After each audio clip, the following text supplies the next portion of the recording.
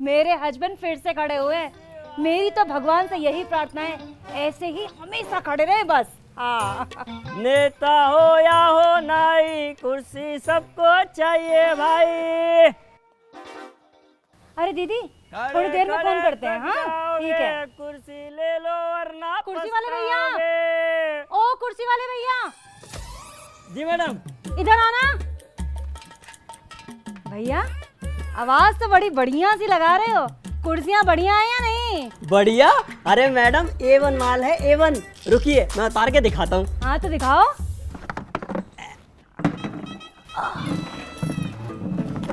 वैसे मैडम आपको कुर्सी चाहिए किस लिए?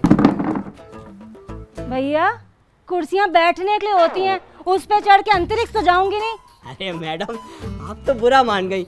मैं तो इसलिए पूछ रहा था क्योंकि अक्सर लोग कुर्सी या तो अपने लिए खरीदते हैं या मेहमानों के लिए या फिर सिर्फ शो पीस के लिए। खैर छोड़िए, आप कुर्सी देखिए। कोई और डिजाइन नहीं है क्या? कोई और डिजाइन? अरे मैडम इतना बढ़िया डिजाइन तो है, ऐसा डिजाइन आपको ताजमहल में भी देखने को नहीं मिलेगा। ताजमहल ना सिर्फ खूबसूरत ही नहीं, बहुत मजबूत भी है, सैकड़ों साल से ऐसे ही खड़ा है। तुम ये बताओ तुम्हारी कुर्सियाँ कितने दिन चलेंगी? हाँ अरे मैडम सालों साल चलेंगी। ये देखो, अरे कुछ ना होने का, चाहे आप इस पे हाथ ही बिठा लो। हाँ, बेचते वक्त ना सब ऐसी जुमलेबाजी करते हैं। अरे मैडम आपको मुझ पे विश्वास नहीं है? नहीं है विश्वास तो आप बैठ के देख लो। तुम मुझे हाथी से कंपेयर कर रहे हो? हाँ अरे नहीं नहीं मैडम, मैं तो ये कहना चाह रहा था कि कुर्सी पर बैठ के उसकी मजबूती का पता चलता है ना। तो सीधा सीधा बोलो, इतने मोटे तो मैं भी नहीं वैसे। ये कहाँ मोटे हैं आप मैडम, बात इतनी स्लिम में।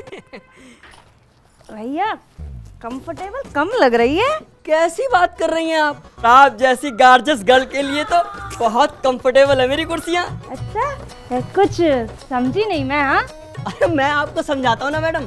मान लीजिए आप घर का काम करते करते बहुत थक गई, तो आपको क्या करना है, ऐसे आराम से कुर्सी पे बैठना है और पीछे सिर टिका देना है और आंखें बंद करके बस एक ही बात बोलनी है, बाहर में गया सब काम, मैं तो करूंगी कुर्सी पे आराम।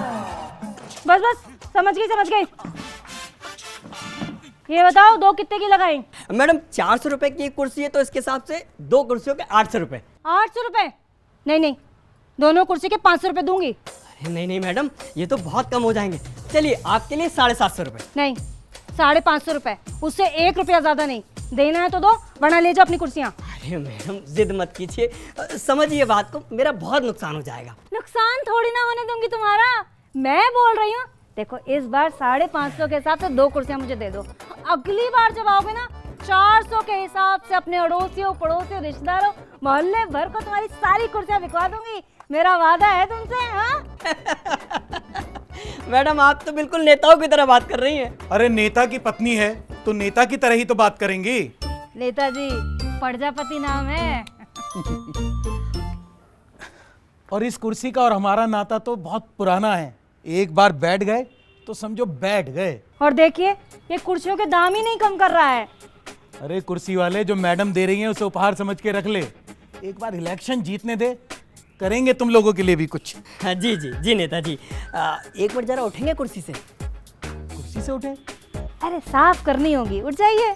अच्छा तो ऐसे बोलना। ले भाई कर ले साफ।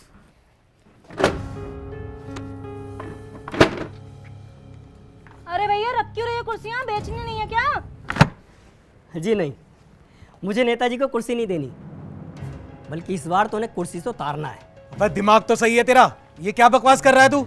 बकवास नहीं कर रहा हूँ नेताजी, सच बोल रहा हूँ। तुम्हारे जैसे भ्रष्ट नेता को, जो जनता के किसी काम ना आ सके, उनके सुख दुख में खड़ा ना हो सके, कुर्सी पे बैठने का कोई अधिकार नहीं है। अरे तुम्हारी पोल तो जनता के सामने उसी दिन खुल गई थी जब इलाके में वो पुरानी बिल्डिंग गिरी थी, जिसमें बेचारे वो 10 मजदूर दब के मर गए थे।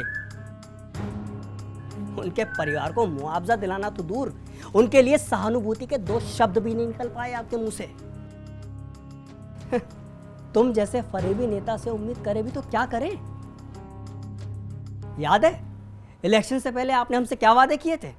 इलाके में पार्क होगा, डिस्पेंसरी होगी, स्कूल होंगे और हम जैसे गरीबों के राशन कार्ड बनवाए जाएंगे।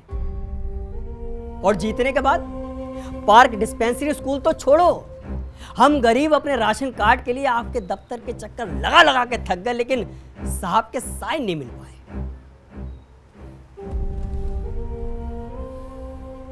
नेताजी, इन 5 सालों में शिकायतें तो बहुत हैं आपसे, लेकिन उन शिकायतों को गिनाने का वक्त नहीं रहा, क्योंकि अब वक्त है आपको कुर्सी से उतार के फेंकने का। वो हम करके रहेंगे।